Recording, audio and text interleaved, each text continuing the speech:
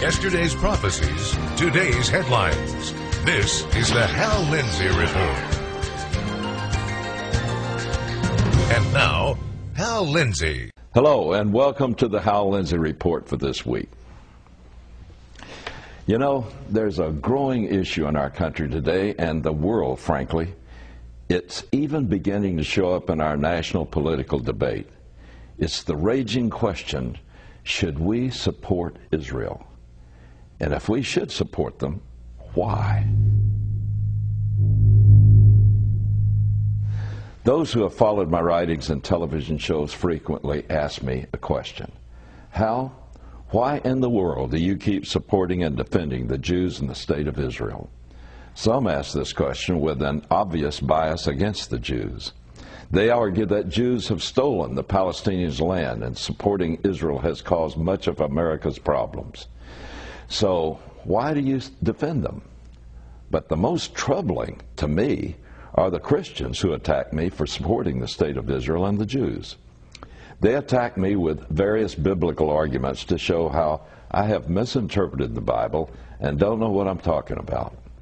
The main source of their disagreement with me can be reduced to one major issue, their method of interpretation of the Scriptures. This group believes that virtually all Bible prophecy is allegorical. This has resulted in a movement historically known as replacement theology. Briefly put, they believe that the covenants of God made with the descendants of Abraham, Isaac, and Jacob were forfeited when they rejected Jesus as the Messiah and forced his execution. In their system, they believe that Israel has no place as a distinct people and nation in God's future prophetic program. They believe the church has replaced the Israelites forever as God's chosen servants to represent him on earth and have inherited the Jews' covenants. This system also teaches that virtually all prophecy in the Bible, such as Daniel, Ezekiel, and the book of Revelation, has already been fulfilled. The inevitable conclusion of this system of belief is that the present state of Israel and the Jewish people are imposters destined for destruction. It results in an anti-Semitic attitude toward the Israelites of today. Some even teach that there are no true descendants of Abraham, Isaac, and Jacob in the world today. You know, Hitler would have loved this group. I vehemently denounce this doctrinal system, first and foremost, because if it were true, it would mean that the God of the Bible is a liar. God made certain unconditional promises to the descendants of Abraham, Isaac, and Jacob. Taken at face value by the same method of interpretation that Jesus used when he interpreted the Old Testament prophecies, these covenants are binding forever, despite the failings of the Israelites and the modern Israelis. The scholar Dr. David L. Cooper said about the kind of interpretation they use. When the Bible uses an allegory or a figure of speech, it is usually obvious. But when an interpreter arbitrarily takes a passage that is obviously intended to be a literal statement of fact and treats it as allegory, he is twisting the Word of God and knowingly perverting its meaning. Let me show you some of these covenants God made with his people so that you can understand better. First, we're going to take the promises directed to Abraham and his descendants. This applies to the people. Number one, God said to Abraham in Genesis chapter 12, verses 2 and 3, I will make you into a great nation. 2, I will bless you. 3, I will make your name great. 4, and you will be a blessing. 5, I will bless those who bless you. 6, and whoever curses you, I will curse. 7, and in you all the peoples on earth will be blessed. Now, let's look at this clause by clause. First, God said to Abraham that he would make him a great nation. Now, this inherently contained the promise of a son, since he had to have a son through which the nation could be created. It's also implicit in this statement that the covenant extends to that nation. And then in the second clause, God said he would bless Abraham personally. This was fulfilled. Listen, Abraham was protected through many perilous things in his times. He was blessed with vibrant health into old age. And everything he did, God prospered, even though many times he didn't deserve it.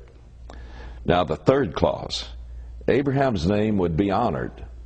Well, he has been honored over the whole world for over 4,000 years. And he's honored by being a part and being a foundational part of three of the world's largest religions, Judaism, Christianity, and Islam.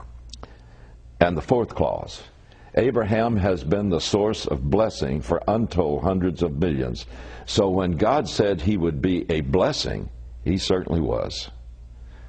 And fifth clause, as God's representative on earth, God knew the Jews would be objects of special attack. So God provided promises to bless those who would bless Israel. And then in the sixth clause, God promises that he will curse those who curse Israel. This part of the covenant was designed overall to protect Israel, and these are things that we as a nation need to carefully look at and be serious with.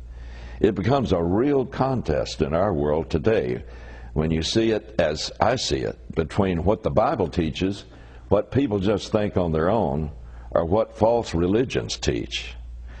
Now in the seventh clause, God gives the true ultimate purpose of why he created this nation. He said, "In your seed I will bless all the families of the earth." Ultimately, this was the whole purpose of God creating the nation of Israel. They were chosen and created to be the special representatives for him. It was God's purpose to reach out through this nation to all the other nations of the world that were pushing God out of their cultures and memories. It is through Abraham's seed that God promises to bring the nations into a knowledge of his word and of a relationship with him. The next covenant applies to the land. This covers the land covenant. You know, these promises give the Jews a title deed to a specific piece of property. And it also gives Abraham and his descendants the only title deed that is unconditional and forever. Think about this.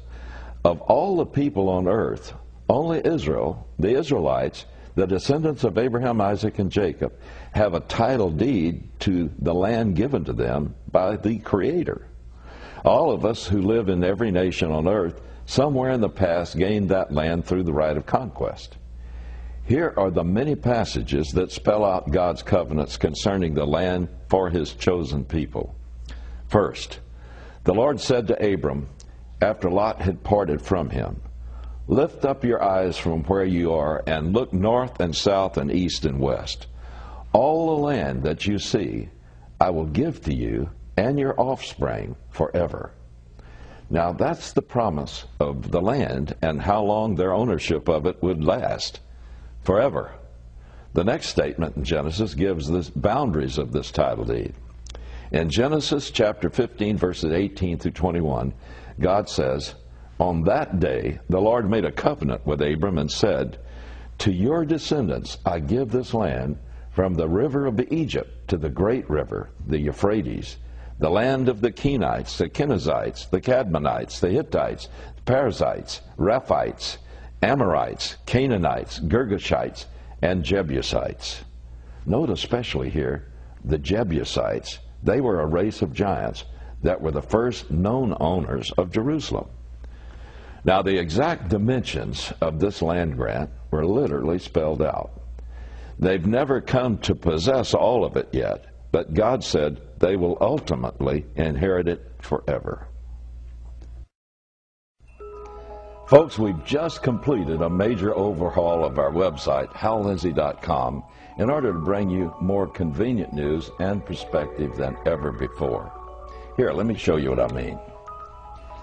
You'll find continuously updated news feeds that cover a wide range of top domestic and international stories.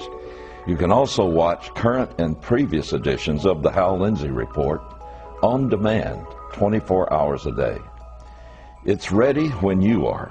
Plus, there's the latest and most exciting edition, my new video blog.